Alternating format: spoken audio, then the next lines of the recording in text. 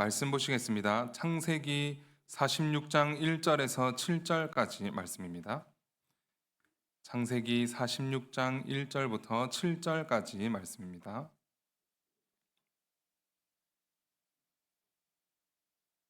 한 절씩 교독하신 후에 마지막 절 함께 봉독하겠습니다.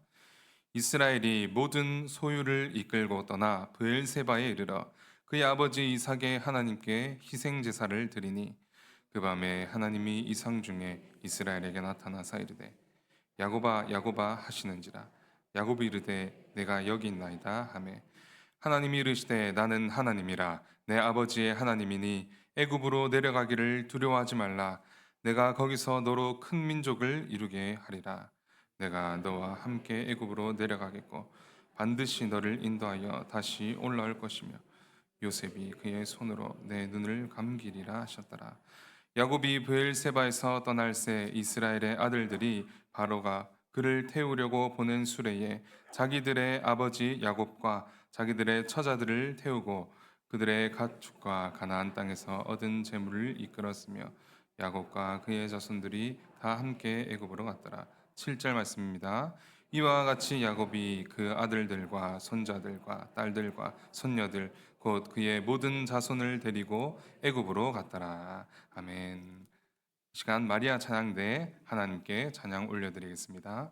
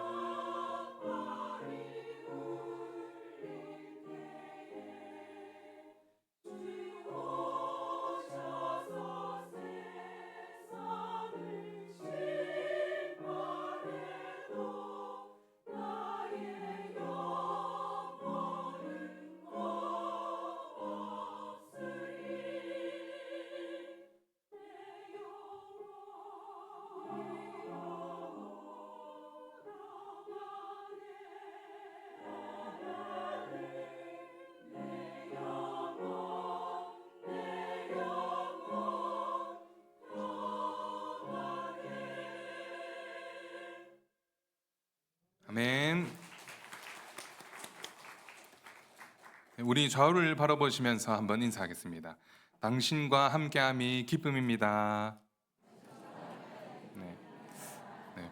표정을 보니까 하나도 기쁨이 안 되는 것 같은데 우리 다시 밝게 웃으시면서 당신과 함께함이 기쁨입니다. 인사하겠습니다. 당신과 함께함이 기쁨입니다. 아멘. 우리 동부삼위교회에 늘 이런 기쁨이 넘쳐나기를 소망합니다. 네, 오늘 읽은 말씀을 가지고 내가 너와 함께하리라 라는 제목으로 함께 말씀을 나누겠습니다. 제가 가끔씩 유튜브를 보다 보면 이 90년대에 방영이 되었던 이 방송의 영상들을 보게 됩니다. 서세원의 좋은 세상 만들기, 라는 프로그램이 있었는데 그것을 보면 참 재미와 훈훈함이 있습니다. 연로하신 어르신분들이 나와서 인터뷰도 하고 퀴즈도 풀고 또 자녀들에게 영상 편지도 보내는 장면인데 그것들을 보고 있으면 참 마음이 따뜻해집니다.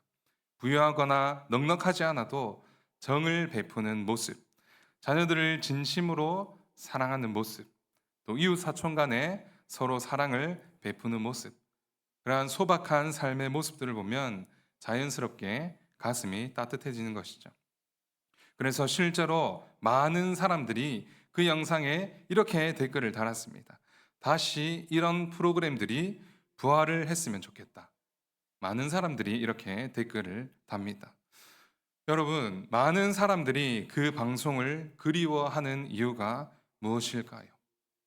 요즘 TV 프로그램들을 보면 대부분 경쟁 프로그램이기 때문입니다. 오디션 프로그램, 뭐 경쟁을 해야 되고 눈에 띄어야 캐스팅을 받을 수 있으니까 경쟁을 붙일 수밖에 없습니다. 그런데 이제는 사랑도 경쟁을 부추깁니다. 서로 앞다투어 경쟁을 해야 내가 원하는 사람을 차지할 수가 있는 것입니다. 심지어 재작년에 2023년도에는 2억 9천이라는 프로그램이 나왔습니다. 이 제목만 보고서는 어떤 프로그램인지 아시겠습니까?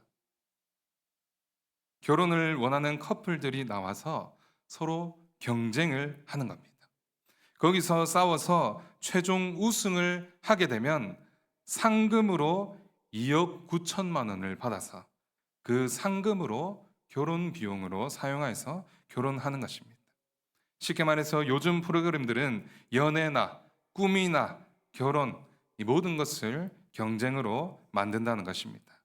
그래서 내가 원하는 것을 얻기 위해서라면 앞뒤 가리지 않고 돌진하게 만들고 원하는 것을 차지하지 못하면 마치 실패한 인생으로 만들어 버린다는 것입니다. 내가 원하는 것을 얻으면 성공한 인생으로 만드는 이 세상. 여러분, 이 세상이 정말 의미 있는 삶일까요? 야곱의 젊은 날을 보면 그는 가지고 싶은 것이라면 어떻게든 얻으려 했던 그의 인생이 바로 야곱의 인생입니다.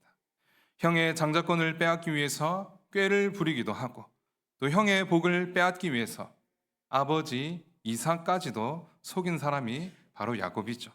그래서 뒤꿈치를 잡고 나온 자, 속이는 자, 그의 이름 뜻 그대로 야곱은 자기가 원하는 것이라면 어떤 방법으로든 얻으려 했던 사람입니다. 그러한 야곱에게 아주 특별한 한 아들이 있었죠. 우리가 잘 알고 있는 요셉입니다. 야곱은 많은 아들 중에 요셉만큼은 꼭 자기가 소유하려 했습니다. 그런데 그 아들을 잃게 된 것입니다. 너무나도 사랑한 그 아들을 잃어버린 상실감. 요셉이 죽어버렸다는 상실감은 오랜 세월 동안에 얼마나 야곱을 힘들게 만들었을까요? 그런데 그 아들 요셉이 살아있다는 것을 듣게 되었습니다. 그 아들이 그냥 살아있는 것이 아니라 애굽의 총리가 되어 살아있다는 것입니다. 그러니 야곱은 지금까지 간절히 내 아들이 살아있기만을 바랬던 그 요셉을 만나기 위해서 당장이라도 애굽으로 향하고 싶었을 것입니다. 20여 년 동안 그토록 보고 싶었던 아들을 보러 그는 애굽으로 단숨에 달려가고 싶었을 것입니다.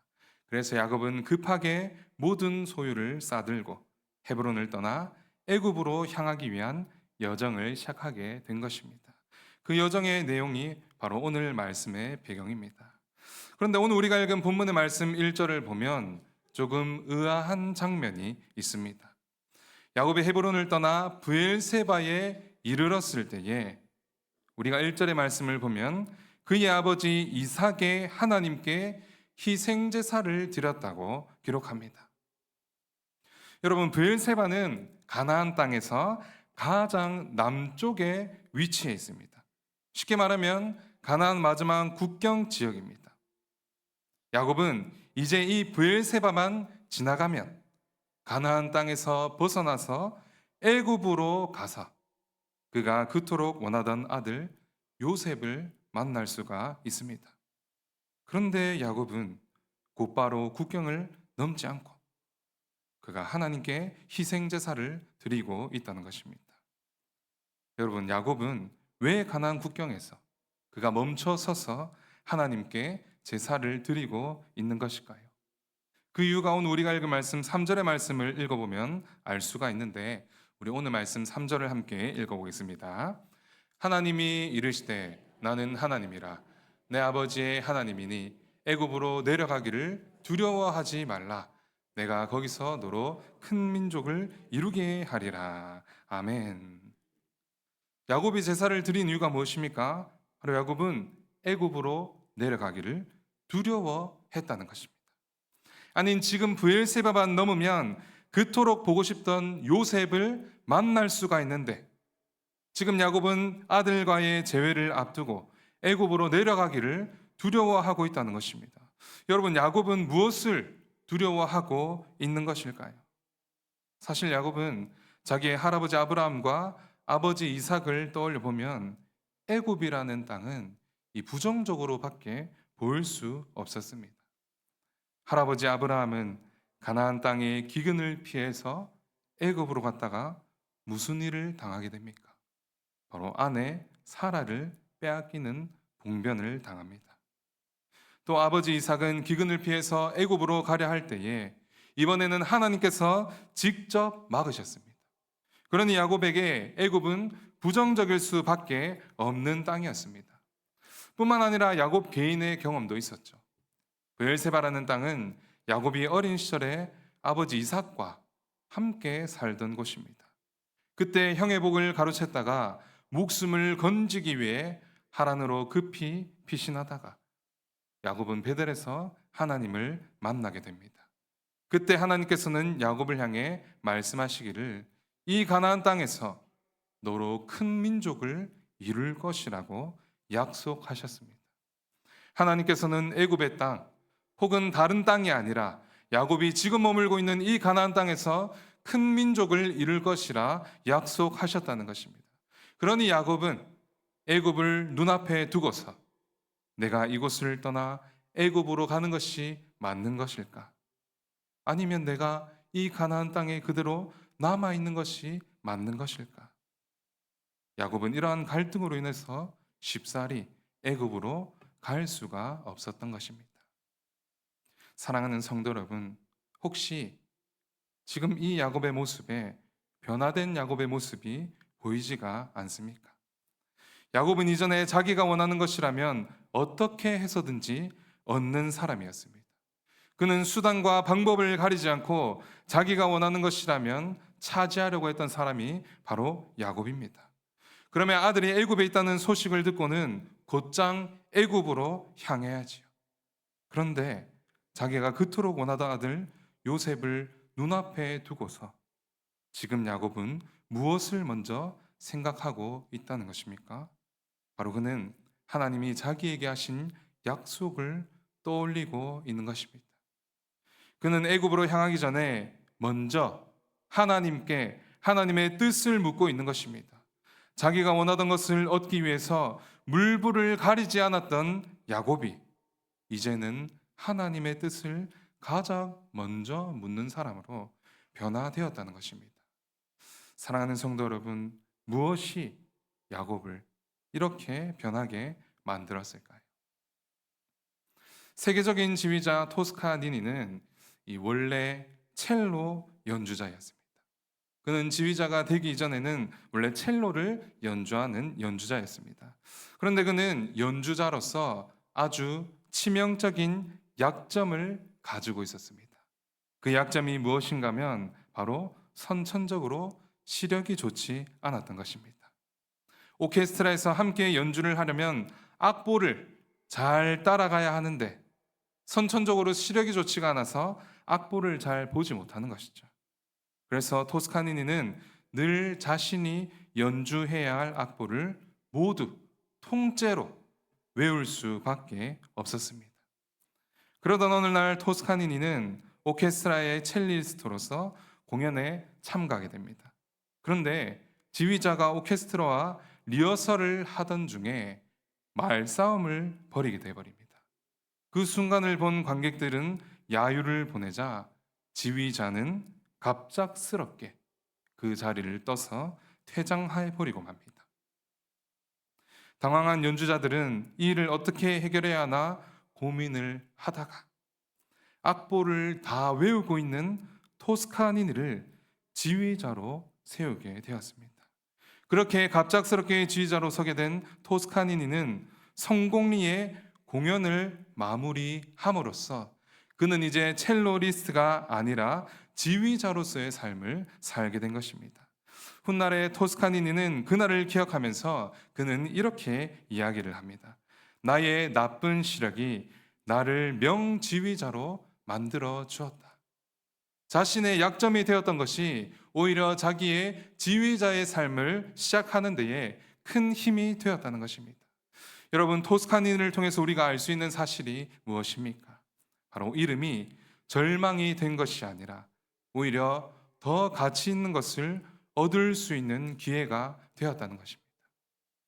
우리는 무언가를 얻어야만 가치 있는 삶이라고 생각하지만 시력이 약함을 통해서 지휘자라는 더 큰 자리를 얻게 되었다는 것입니다. 여러분, 야곱의 상황도 마찬가지 아니겠습니까? 야곱은 지금까지 자기가 얻을 수 있는 것이라면 무엇이든지 얻는 인생을 살았습니다. 그런데 요셉을 잃은 그 기간 동안에 야곱은 어떠한 시간을 보냈을까요? 수없이 하나님을 원망하지 않았을까요? 하나님, 저를 통해 큰 민족을 이루시겠다고 약속하지 않으셨습니까? 그런데 왜 내 귀한 아들을 잃어버리게 하십니까? 왜 우리 가정에게 기근을 주십니까? 왜 내가 아끼는 베냐민마저 빼앗아가려 하십니까? 야곱은 요셉을 잃은 후에 계속해서 상실의 깊은 골짜기를 지나고 있었습니다.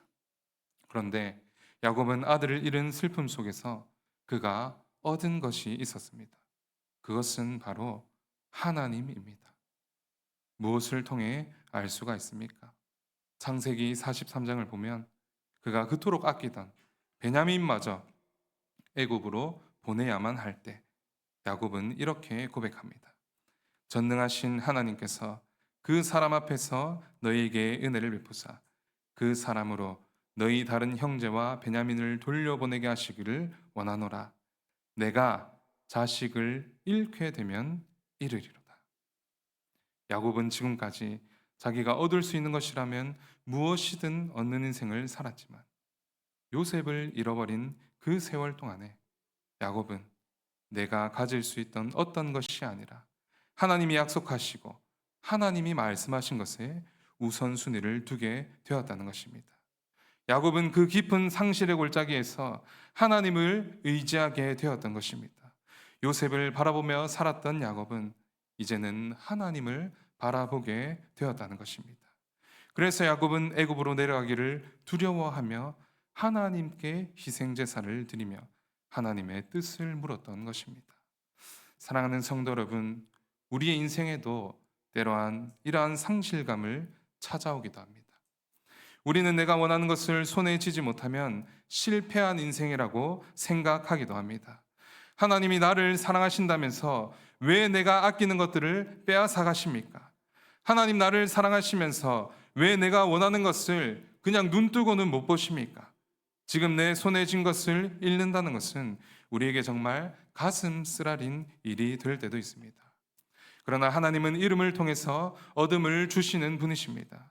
내가 원하는 그것을 잃게 하시는 것은 우리를 고통스럽게 하고 우리를 괴롭게 하려는 것이 아니라 오히려 더 귀한 하나님을 바라보게 하시고 하나님을 얻도록 하기 위함이라는 것입니다. 그러므로 나의 인생 가운데에 이름이 있다면 오직 하나님을 볼 수 있는 저와 여러분이 될 수 있기를 간절히 소망합니다. 그렇게 야곱은 하나님께 제사를 드릴 때에 하나님은 야곱에게 응답해 주십니다. 그 응답하시는 말씀이 오늘 우리가 읽은 말씀인데 우리 함께 3절과 4절의 말씀을 함께 읽어보겠습니다. 3절과 4절 말씀입니다. 시작. 하나님이 이르시되 나는 하나님이라 내 아버지의 하나님이니 애굽으로 내려가기를 두려워하지 말라. 내가 거기서 너로 큰 민족을 이루게 하리라. 내가 너와 함께 애굽으로 내려가겠고 반드시 너를 인도하여 다시 올라올 것이며 요셉이 그의 손으로 내 눈을 감기리라 하셨더라. 아멘. 하나님은 야곱의 제사에 간밤에 야곱의 꿈에 나타나셔서 애굽으로 내려가기를 두려워하지 말라고 말씀하십니다. 그리고 하나님은 그곳에서 큰 민족을 이룰 것이고 반드시 너를 인도하여 다시 가나안 땅에 올라올 것이라고 약속하십니다. 그리고 요셉이 너의 임종을 보게 될 것이라며 야곱에게 있어서 가장 평안한 죽음을 맞이하게 될 것이라고 약속하십니다. 여기서 가장 중요한 것은 내가 너와 함께 하기 때문에 이 길을 가도 된다는 것입니다. 이것이 중요한 사실입니다. 지금까지 야곱의 인생은 요셉을 잃고 기근도 맞고 양식을 구해오랬더니 베냐민마저 빼앗기려는 절망적인 상황에 있었지만 하나님이 야곱의 길에 함께 하신다는 것입니다. 내가 너와 함께 애굽으로 내려가리라. 너는 나를 배신하는 것이 아니다. 오히려 이 길이 나와 함께 하는 길이고 내가 너를 반드시 약속의 땅으로 올라오게 할 것이다. 하나님은 야곱에게 변함없는 확실한 약속을 주고 계신 것입니다.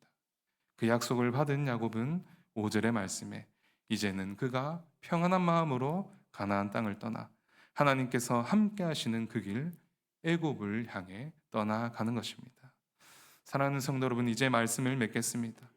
앞서 말했듯이 세상은 내가 원하는 것을 얼마든지 가지기 위해서는 돌진하며 어떤 수를 써서라도 얻어야 한다고 말합니다. 내가 원하는 것을 가지고 얻어야만 성공한 인생, 잘 산 인생이라고 이야기합니다. 그래서 세상은 내가 원하는 것을 가지지 못하고 잃은 인생을 실패한 인생이라고 이야기합니다.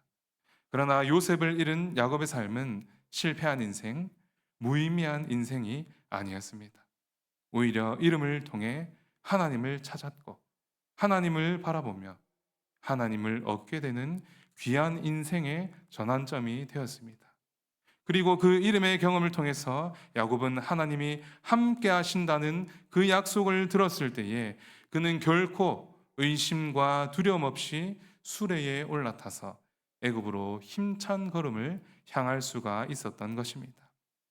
우리의 인생도 내가 원하는 것을 가진 것이 성공한 인생, 잘 사는 인생이 아닙니다. 내가 원하는 것을 잃어도 그것을 통해 하나님을 얻은 인생이라면 우리 인생은 귀하고 의미 있는 인생이 될 것입니다. 그러므로 하나님이 나와 함께 하신다는 그 사실이 우리에게 가장 의미 있고 가장 귀한 삶이 되어서 이름 속에서도 하나님을 얻는 기쁨으로 살아갈 수 있는 저와 여러분이 될 수 있기를 간절히 소망합니다. 네, 오늘 들은 말씀을 기억하면서 우리 아무것도 두려워 말라. 우리 인생 가운데 늘 함께 하시는 그 주님을 기억하면서